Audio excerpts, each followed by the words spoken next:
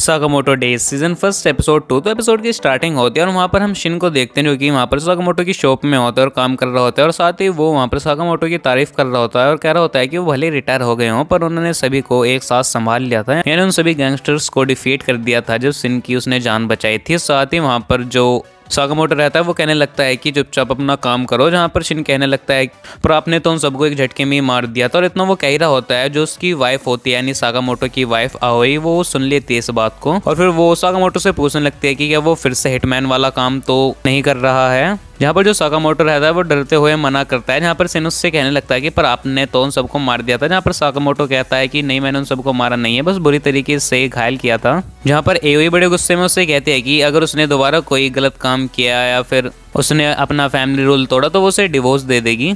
और जिसके बाद फिर जो एओई रहती है वो वहाँ से चली जाती है और उसके जाने के बाद शिन साकामोटो से पूछता है फैमिली रूल क्या है, जहाँ पर साकामोटो उसे मारने का सोच रहा होता है। यहाँ पर साकामोटो उससे कहता है कि अपना मुंह बंद रखा करो। और जिसके बाद फिर वो शिन को लेकर चाइना टाउन जाता है, जहाँ पर वो अपनी शॉप पर कुछ सामान लेने आए थे। जहाँ पर शिन देखता है कि वो वहाँ पर कुछ खाने के बंस ले रहा होता है जो कि उसकी फैमिली को काफ़ी पसंद है और वो सिर्फ इनके लिए इतनी दूर आया है। जहाँ पर शिन उससे दोबारा फैमिली रूल के बारे में पूछता है पर साकामोटो से कुछ नहीं बताता और जो साकामोटो रहता है वो उससे मन में ही बात करता रहता है क्योंकि उसे पता है जो शिन है वो माइंड रीड कर सकता है। पर तभी हम देखते हैं रास्ते में एक लड़की साकामोटो के ऊपर आकर गिरती है, जिसकी वजह से वहाँ पर जो साकामोटो के बंस थे वो ख़राब हो जाते हैं। जहाँ पर हम देखते हैं कुछ लोग उसके पीछे पड़े हुए थे और उस लड़की का नाम लू शाओटैंग होता है और वो उन आदमियों से वहाँ पर लड़ने के लिए तैयार हो जाती है। फिर जिसे देखकर फिर जो शिन रहता है वो साकामोटो से कहता है कि अब हमें यहाँ से निकल लेना चाहिए, पर जो साकामोटो रहता है वो अपने बंस को लेकर ही वहाँ पर बैठा होता है।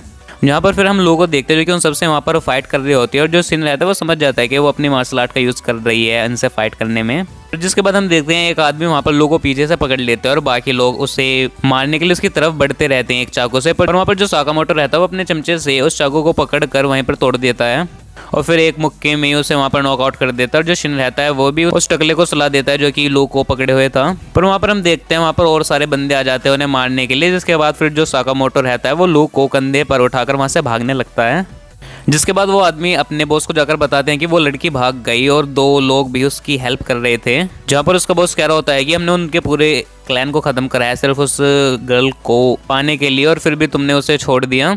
और इस चीज़ के लिए वो आदमी अपने बॉस से माफ़ी मांग रहा होता है, पर तभी हम एक आदमी को देखते हैं जो कि पीछे से आकर उसे मार देता है। जहाँ पर हम एक ब्रदर डुओ को देखते हैं जिनका नाम सोहनी और चाओ होता है। जहाँ पर उनका बॉस उन्हें बता रहा होता है कि उस लड़की के पास एक की अगर वो उन्हें मिल जाए तो वो पूरी ब्लैक मार्केट के ऊपर राज कर सकते हैं। जहाँ पर उनका बॉस फिर कहने लगता है कि उन्हें फिर किसी भी कीमत पे उस लड़की को ढूंढना ही होगा और जो भी रास्ते में है उसे ख़त्म कर दो। और दूसरी तरफ वहाँ पर शिन को पता चल जाता है कि ये एक माफिया फैमिली से है और यू क्लैन की है और इसके पास एक चाबी है जिसकी वजह से वो सारे लोग इसके पीछे पड़े हैं।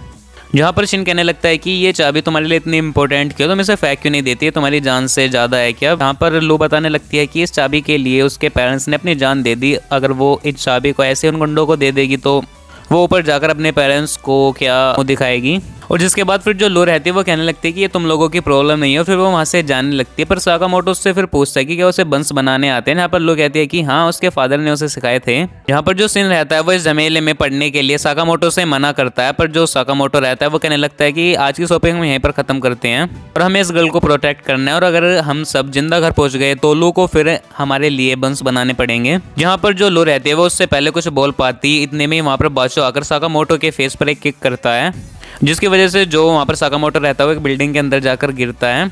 जहाँ पर जो लू रहती है वो शिन को बताती है कि ये दोनों भाई हिटमैन है और बहुत ज़्यादा मनी चार्ज करते हैं, पर अपने टारगेट को ये छोड़ते नहीं फिर। और साथ ही लू ये भी बताती है कि ये अपने टारगेट के सिर कट कर उनकी स्केच बनाते हैं। जहाँ पर बादशाह कहने लगता है कि हम तो कुछ ज़्यादा ही फेमस हो गए। जहाँ पर जो सोनी रहता है वो कहने लगता है कि हम हिटमैन है, हमारे बारे में लोगों को ज़्यादा पता नहीं होना चाहिए। और इतनी ही देर में फिर जो शिन रहता है वो उसके ऊपर अटैक करता है और जिसके बाद फिर जो शिन रहता है वो उसे पंच कर ही रहा होता है, पर जो सोनी रहता है वो कहने लगता है कि तुम गुस्सा इसलिए तो नहीं क्योंकि मैंने तुम्हारे फ्रेंड को मार डाला। जहाँ पर शिन कहने लगता है कि क्या तुम्हें वाकई में लगता है कि तुमने उसे ख़त्म कर दिया। इसके बाद फिर जो बादशाह रहता है वो लू के पीछे जाता है और उसे मारने की कोशिश करता है, पर साकामोटो इतने में ही आके उसे एक पंच करता है, जिसकी वजह से वो जिस फ्लोर पर होते हैं वो टूट जाता है और एक फ्लोर नीचे आ जाते हैं। जिसे देखकर फिर जो सोनी रहता है वो उससे पूछने लगता है कि वो कौन है।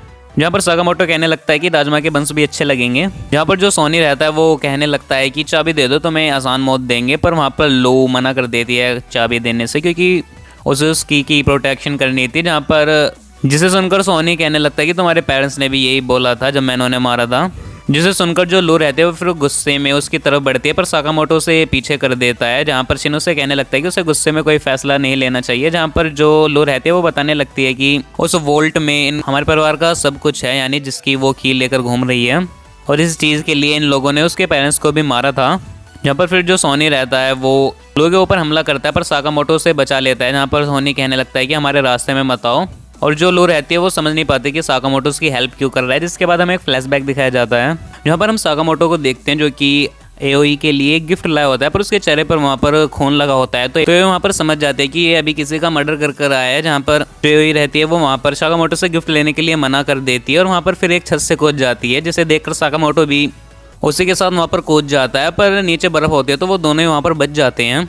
जहाँ पर फिर उन दोनों को ही रियलाइज़ हो जाता है कि वो एक दूसरे से प्यार करते हैं, और जो एओई रहती है वो साकामोटो से कहने लगती है कि अब उसे प्रॉमिस करना होगा कि वो आगे किसी को भी नहीं मारेगा, और अब तक जितने उसने मर्डर किए हैं उनकी भरपाई के लिए वो आगे हर किसी की जान बचाएगा। और वहाँ पर जो शिन रहता है वो इस फ्लैशबैक को साकामोटो के माइंड में देख लेता है, वो समझ जाता है कि वो फैमिली रूल क्या था। और जिसके बाद फिर हम देखते हैं जो वो दोनों भाई रहते हैं वो साकामोटो के ऊपर हमला करते हैं, और जो साकामोटो रहता है वो सिर्फ करछी और चम्मच से उनसे लड़ रहा होता है वहाँ पर।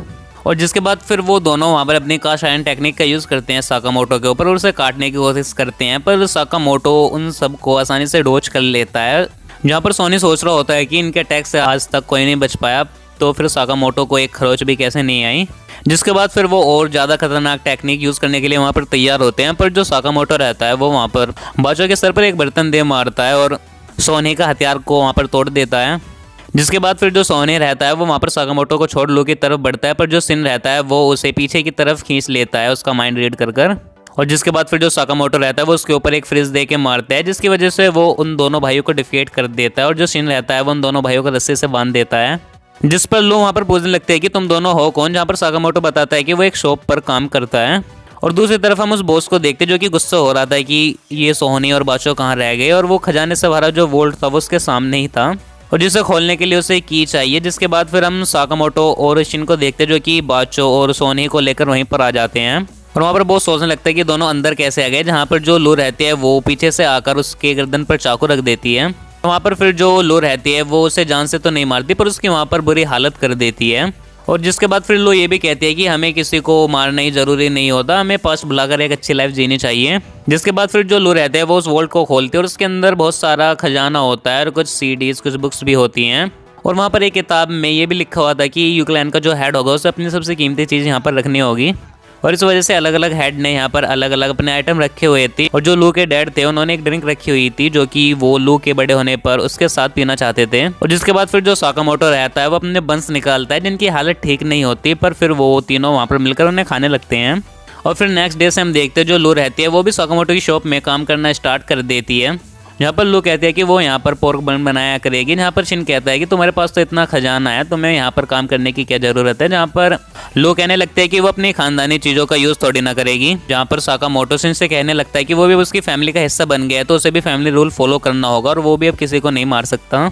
और दूसरी तरफ हम एक मीटिंग देखते हैं जहाँ पर हम देखते हैं कि साकामोटो के सिर पर इनाम रखा हुआ है, और जो भी उसे मारेगा उसे 1 बिलियन येन मिलेंगे। और इसी सीन के साथ इस एपिसोड का यहाँ पर एंड हो जाता है। तो आई होप आपको इस एपिसोड की एक्सप्लेनेशन पसंद आई हो, और हाँ अगर आपको इसके पिछले एपिसोड्स की एक्सप्लेनेशन देखनी हो तो उसकी लिंक भी मैंने इस वीडियो की डिस्क्रिप्शन में दे दिया, आप उसे कंप्लीट देख सकते हैं। तो इस वीडियो में इतने में मिलूँ आपको नई वीडियो में नई एनिमे फिर नई वेब सीरीज की एक्सप्लेनेशन के साथ, तब तक के लिए गुड बाय।